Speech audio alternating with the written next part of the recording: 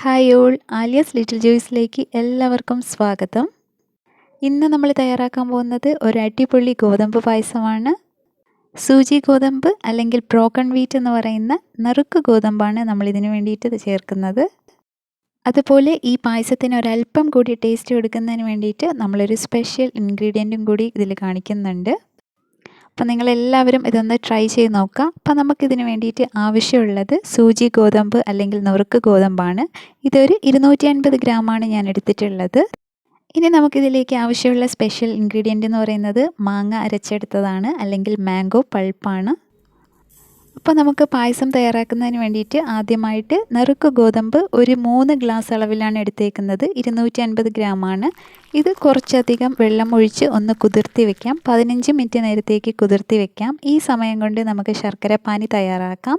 ഞാൻ ഇതിലേക്ക് എടുത്തേക്കുന്നത് 750 ഗ്രാം 3/4 കിലോ ശർക്കരയാണ്. അപ്പോൾ ശർക്കരയിലേക്ക് 1 കപ്പ് വെള്ളം ഒഴിച്ചതിന് ശേഷം നമുക്കിതൊന്ന് പാനിയാക്കി എടുക്കാം. ശർക്കര നന്നായിട്ട് തിളച്ച് വന്നതിന് ശേഷം നമുക്കിതൊന്ന് അരിച്ചെടുക്കണം. എപ്പോഴും ശർക്കര പാനി തയ്യാറാക്കുമ്പോൾ അരിച്ചെടുക്കാനായിട്ട് പ്രത്യേകം ശ്രദ്ധിക്കുക. കാരണം ഇതിൽ ഒത്തിരി പൊടിയും അഴുക്കുമൊക്കെ ഉണ്ടായിരിക്കും. ഇപ്പോൾ നമ്മൾ ശർക്കര പാനിയൊക്കെ നന്നായിട്ട് അരിച്ചെടുത്തിട്ടുണ്ട്. ഇതിലൊത്തിരി പൊടിയും അഴുക്കുമൊക്കെ കാണുന്നത് കണ്ടോ? ഇതുകൊണ്ട് തന്നെ നമ്മളെപ്പോഴും അരിച്ചെടുക്കാൻ പ്രത്യേകം ശ്രദ്ധിക്കുക. അപ്പോൾ നമ്മുടെ ശർക്കര പാനി റെഡി ആയിട്ടുണ്ട്. ഇപ്പോൾ 15 മിനിറ്റ് കഴിഞ്ഞിട്ട് നമ്മുടെ നുറുക്ക് ഗോതമ്പൊക്കെ ഒന്ന് കുതിർന്ന് വന്നിട്ടുണ്ട്. ഇനി വെള്ളമൊക്കെ ഊറ്റി കളഞ്ഞതിന് ശേഷം നമുക്കിത് കുക്കറിലിട്ട് വേവിച്ചെടുക്കാം. ഇതിന് വേണ്ടിയിട്ട് ഞാനിവിടെ 3 കപ്പ് വെള്ളമാണ് ചേർത്ത് കൊടുത്തേക്കുന്നത്. അതോടൊപ്പം ഒരല്പം ഉപ്പും കൂടി ചേർത്ത് കൊടുക്കാം. മധുരമുള്ള സാധനങ്ങളിൽ ഉപ്പ് ചേർക്കുമ്പോൾ അതിൻ്റെ കുത്തലൊന്ന് മാറിക്കിട്ടാൻ വേണ്ടിയിട്ടാണ്. അതുപോലെ ഞാൻ എടുത്തിരിക്കുന്ന കപ്പിൽ 2 കപ്പാണ് നുറുക്ക് ഗോതമ്പ് ഞാൻ എടുത്തിട്ടുള്ളത്. അതേ കപ്പിൽ തന്നെ 3 കപ്പ് വെള്ളമാണ് ഒഴിച്ചു കൊടുത്തേക്കുന്നത്.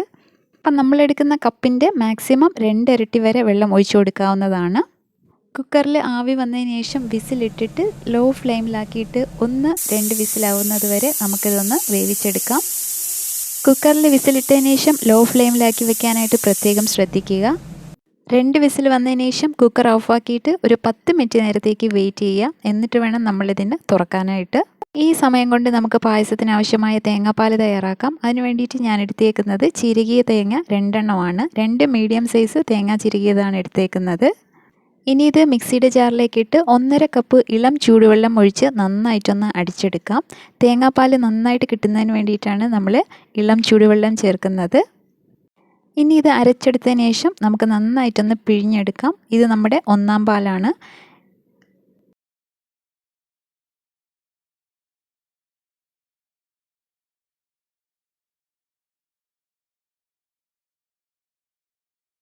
ഇനി നമ്മൾ ആദ്യം പിഴിഞ്ഞെടുത്ത തേങ്ങയിലേക്ക് 1.5 ലിറ്റർ വെള്ളം കൂടി ചേർത്തതിന് ശേഷം ഒന്നുകൂടി നന്നായിട്ടൊന്ന് പിഴിഞ്ഞെടുക്കാം. ഇത് നമ്മുടെ 2-ാം പാലാണ്. അപ്പോൾ നമ്മുടെ 1-ാം പാലും 2-ാം പാലും റെഡി ആയിട്ടുണ്ട്. ഒരു 10-15 മിനിറ്റ് കഴിഞ്ഞതിന് ശേഷം നമുക്ക് കുക്കർ ഒന്ന് തുറന്ന് നോക്കാം.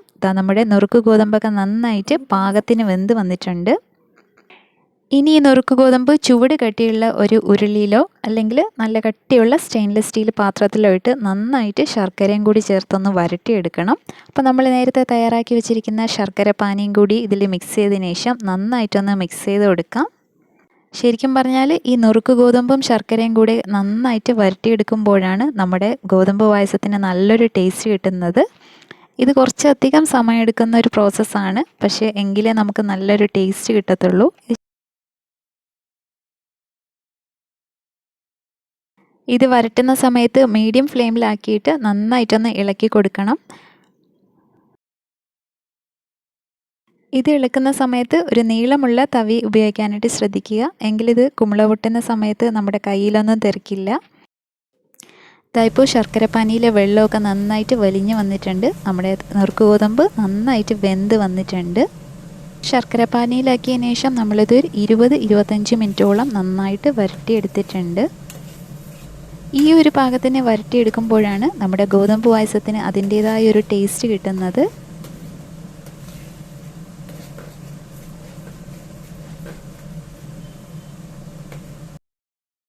ഇനി ഈ സമയത്ത് നമുക്കിതിലേക്ക് 3 ടേബിൾ സ്പൂൺ നെയ്യ് ചേർത്ത് കൊടുക്കാം. നെയ്യ് ചേർത്തതിന് ശേഷം നമ്മളിതിലേക്ക് ചേർക്കാൻ പോകുന്നത് ഒരു സ്പെഷ്യൽ ഇൻഗ്രീഡിയൻ്റ് ആണ്. അപ്പോൾ അതിന് വേണ്ടിയിട്ട് നമ്മൾ നേരത്തെ തയ്യാറാക്കി വെച്ചിരിക്കുന്ന മാംഗോ പൾപ്പും കൂടി ചേർത്ത് കൊടുക്കാം. അതിന് പകരമായിട്ട് 3 രസകദളിപ്പഴം ചെറുതായിട്ട് മിക്സിയിലിട്ട് അരിച്ചതും കൂടി ചേർത്ത് കൊടുക്കാം.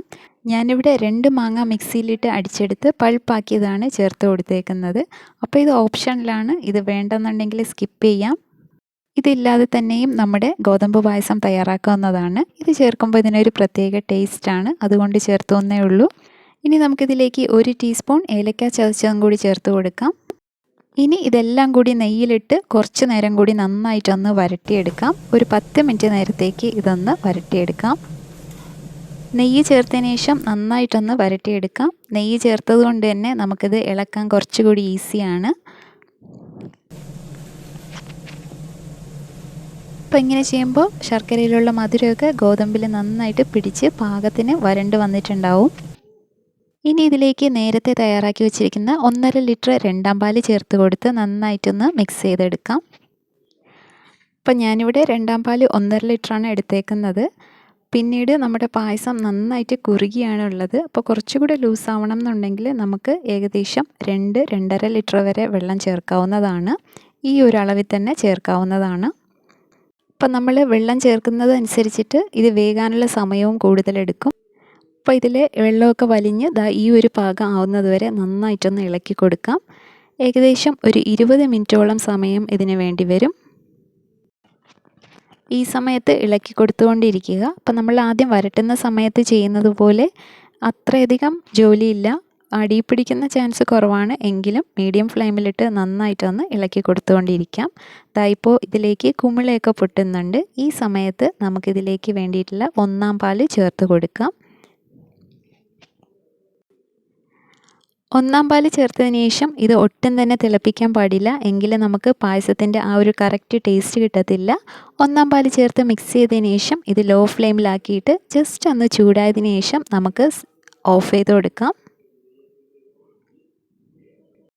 ഇപ്പോൾ നമ്മുടെ പായസം റെഡി ആയിട്ടുണ്ട്. ഇതാണ് നമ്മുടെ ഗോതമ്പ് പായസത്തിൻ്റെ ശരിക്കുള്ള കൺസിസ്റ്റൻസി.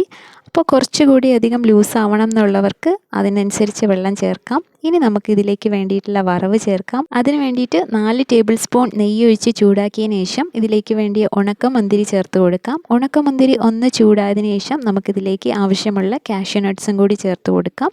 കാഷ്യൂ നട്ട്സ് ചേർത്തതിന് ശേഷം ജസ്റ്റ് ഒന്ന് ഇളക്കിയതിന് ശേഷം സ്റ്റൗ ഓഫ് ചെയ്ത് കൊടുക്കാം. ഇനി നമ്മൾ തയ്യാറാക്കിയ വറവ് പായസത്തിലേക്ക് ചേർത്ത് കൊടുക്കാം. വറവ് ചേർത്തതിന് ശേഷം ഒരു 10 മിനിറ്റ് നേരത്തേക്ക് അടച്ചു വെച്ചിട്ട് നമുക്ക് പായസം സെർവ് ചെയ്യാം. അപ്പോൾ നറുക്ക് ഗോതമ്പ് കൊണ്ടുള്ള ഒരു അടിപൊളി പായസം റെഡി ആയിട്ടുണ്ട്. അപ്പോൾ നിങ്ങളെല്ലാവരും ഈ ഒരു രീതിയിലൊന്ന് പരീക്ഷിച്ച് നോക്കൂ. നിങ്ങൾക്ക് എല്ലാവർക്കും റെസിപ്പി ഇഷ്ടമാവുമെന്ന് വിചാരിക്കുന്നു. ഇഷ്ടമായാൽ റെസിപ്പി ഫ്രണ്ട്സിനും ഫാമിലിക്കും ഒന്ന് ഷെയർ ചെയ്ത് കൊടുക്കാൻ മറക്കരുത്. അപ്പോൾ മറ്റൊരു പുതിയ വീഡിയോ ആയിട്ട് കാണുന്നവരേക്കും stay blessed and thanks for watching.